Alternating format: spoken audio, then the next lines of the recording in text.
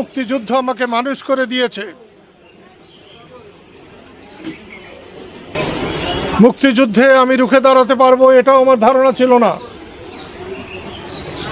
তখন আমাদের নেতা ছিলেন বড় ভাই লতিফ সিদ্দিকী। আমরা তার নেতৃত্বেই চলেছি। আজকে এত দালান কোঠা, ঘর বাড়ি, রাস্তাঘাট, বাংলাদেশ স্বাধীন না হলে এর কিছুই হতো না। কিন্তু বড় দুর্ভাগ্যের বিষয়, আজ অনেকেই সেই স্বাধীনতাকে মনেই করতে চায় না। 5ই জানুয়ারি, 5ই আগস্ট হাসিনা সরকারের পতন হয়েছে। কেউ কেউ মনে করতে চায় যে এটা স্বাধীনতার পতন হয়েছে। না, কোনো মতেই না। স্বাধীনতা না থাকলে আজকে যে নেতারা একটা বিপ্লব ঘটিয়েছে, আমি তাদের বিপ্লবের জন্য তাদেরকে সাধুবাদ জানাই। এবং তারা যদি ঠিকভাবে চলতে পারতেন তাহলে বহু বছর তাদেরকে মানুষ স্মরণ রাখত। কিন্তু তারা স্বাধীনতাকে প্রশ্নবিদ্ধ করে ফেলেছে। তারা বঙ্গবন্ধুকে মানে না, তারা জিয়াউর রহমানকে মানে না, তারা আমাদের কাউকেই মানে না।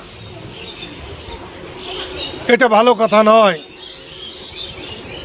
তোমরা আসছো আমার মায়ের মৃত্যুবার্ষিকীতে, এজন্য আমার বুক ভরে গেছে। 71-এ বড় ভাই আমার পাশে ছিলেন, জয়ী হয়েছিলাম। 75-এ পাশে ছিলেন, জয়ী হয়েছিলাম। আজকে আবার আমার বড় ভাই পাশে আছে। দুনিয়ার অর্ধেক আমার বিরুদ্ধে চলে গেলেও আমার কিছু হবে না। আমি সেই জন্য তোমাদের অনুরোধ করব, প্রতিহিংসার জন্য নয়, প্রতিশোধের জন্য নয়। আমি রাজনীতি করি মানুষের পাহারা দেওয়ার জন্যে, দুঃখী মানুষের পাশে দাঁড়াবার জন্যে। আজ থেকে আবার বলছি যে আমাদের সক্রিয় রাজনীতি করা দরকার। মায়ের কবর থেকে, বাবার কবর থেকে অনুমতি নিয়ে মানুষের সেবা করায় আমরা প্রত্যেকেই ঝাঁপিয়ে পড়ব। আমি রাজনীতির সময় রাজনীতি করি, ধর্মের সময় ধর্ম করি, নামাজের সময় আমি নামাজ পড়ি।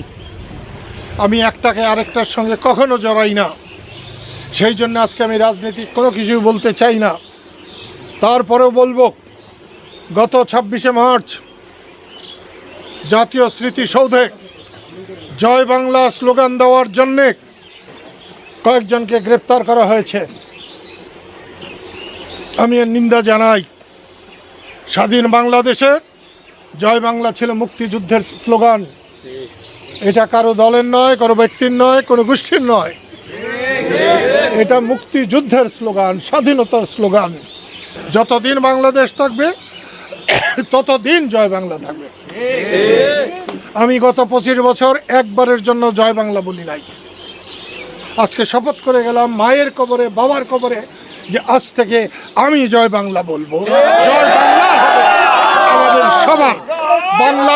বাংলাদেশে স্বাধীনতাকামী মানুষের, বাংলাদেশের মানুষের হবে জয়।